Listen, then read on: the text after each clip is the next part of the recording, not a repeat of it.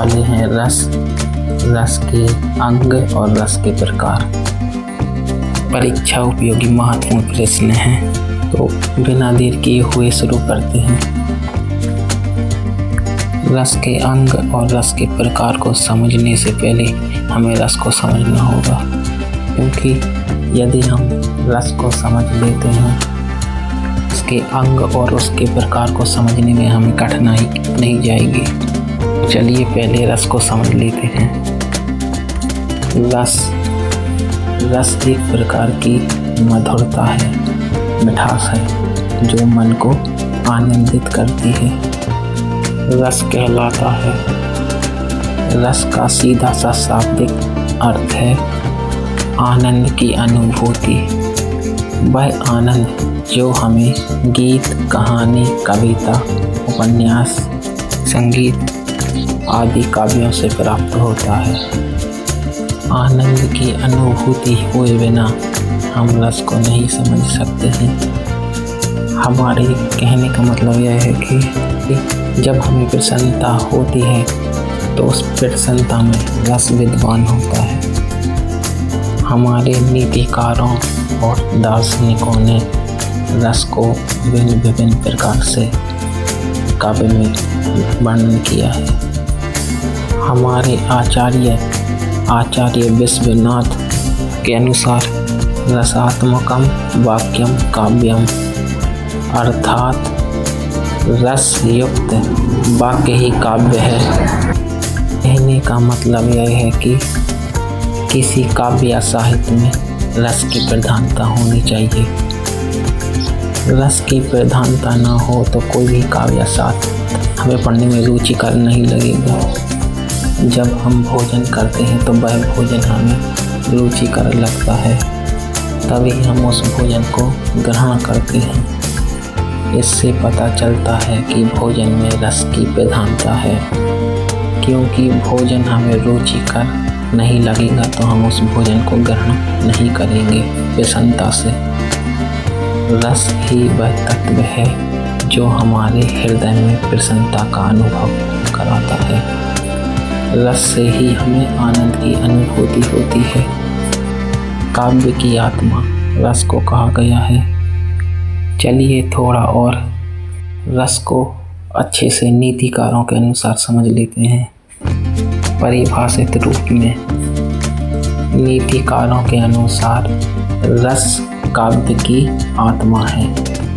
किसी काव्य या साहित्य को पढ़ने से, सुनने से, देखने से पाठक यानी पढ़ने वाला, श्रोता यानी सुनने वाला को आनंद की जो अनुभूति हृदय में होती है, उस अनुभूति को हम रस कहते हैं। चलिए अब जानते हैं कि रस की उत्पत्ति कैसे हुई। क्योंकि यदि हमने रस की उत्पत्ति को भली भांति समझ लिया तो हमेशा हमें यह याद रह सकता है। रस की उत्पत्ति के 4 अवयव हैं। इन्हीं अवयवों से रस की उत्पत्ति हुई है और ये 4 अवयव हैं स्थायी भाव, विभाव, अनुभाव और संचारी भाव। इन्हीं भावों से रस की उत्पत्ति हुई है। ये चारों भाव मिलकर रस की उत्पत्ति करते हैं। कहने का मतलब यह है कि इन्हीं 4 तत्वों के सहयोग से रस की निष्पत्ति होती है, यानी उत्पत्ति होती है। चलिए थोड़ा इन भावों को समझ लेते हैं, क्योंकि यदि हमने इन भावों को समझ लिया तो फिर रस की परिभाषा अपने अनुसार लिख सकते हैं। मैंने ये जो 4 भाव बताए हैं ये रस के अंग हैं, यानी अवयव। जैसे हमारा मानव शरीर 5 तत्वों से मिलकर बना है, उसी प्रकार इन चारों भावों पे रस की उत्पत्ति हुई है। यदि हमें रस को गहराई से समझना है तो हमें इन रस के 4 तत्वों को या रस के 4 अंग को समझना बहुत ज़रूरी है। चलिए रस के अंग को समझते हैं।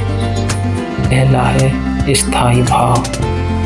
स्थायी भाव से आशय हृदय में स्थित भावों से है। ऐसे भाव जो हृदय में सदा विद्यमान रहते हैं स्थायी भाव कहलाते हैं। इनकी संख्या 10 है। विभाव ऐसे भाव जो हृदय में सदा बहते रहते हैं विभाव कहलाते हैं। हृदय में उठने वाले भावों को जब हम अनुभव करते हैं तो उन्हें अनुभाव कहते हैं। संचारी भाव वे भाव जो हृदय में उठते हैं और लुप्त हो जाते हैं, यानी क्षणिक पल के लिए उठते हैं। ऐसे भाव अनुभाव संचारी भाव कहलाते हैं। इसकी संख्या 33 मानी गई है। हृदय में स्थायी नामक भाव होता है। जब वो भाव हृदय से उठता है तो विभाव कहलाता है।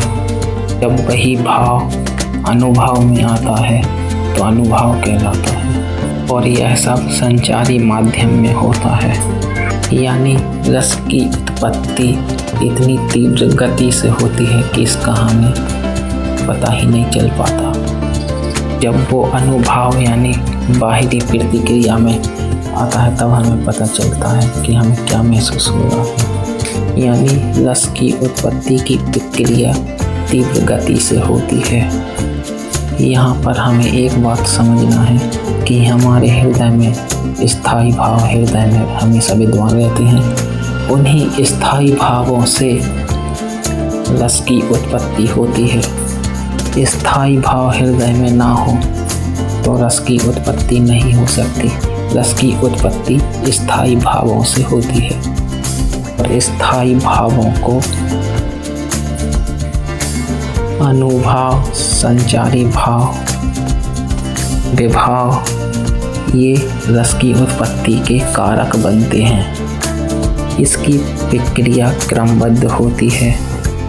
पहले इस स्थायी भाव का विभाव होगा, फिर विभाव का अनुभाव होगा और यह संचारी माध्यम में होगा, तब जाके रस की उत्पत्ति होती है।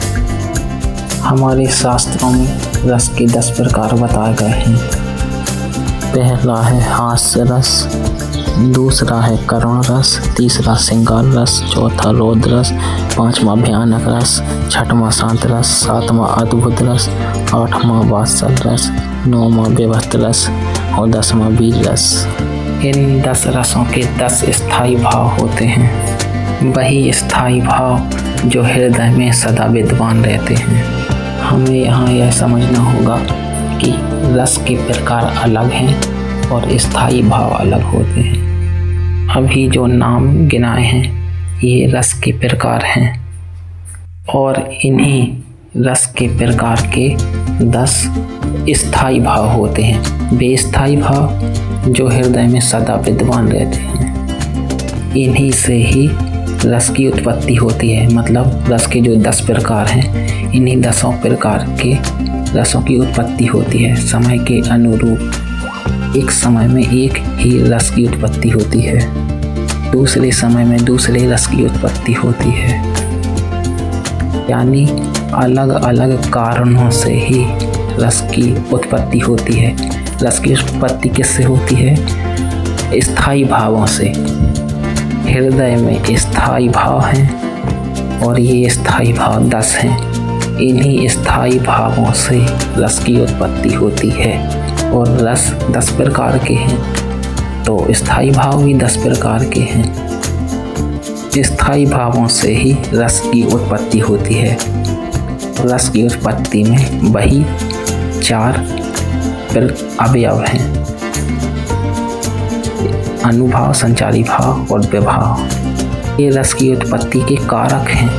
स्थायी भाव अलग हैं, स्थायी भाव की उत्पत्ति के कारक और इन्हीं कारक से ही रस की उत्पत्ति होती है। आई होप आशा करता हूँ कि आप सभी रस के अंग और उनके प्रकारों को भली भांति समझ गए होंगे। आशा करता हूँ कि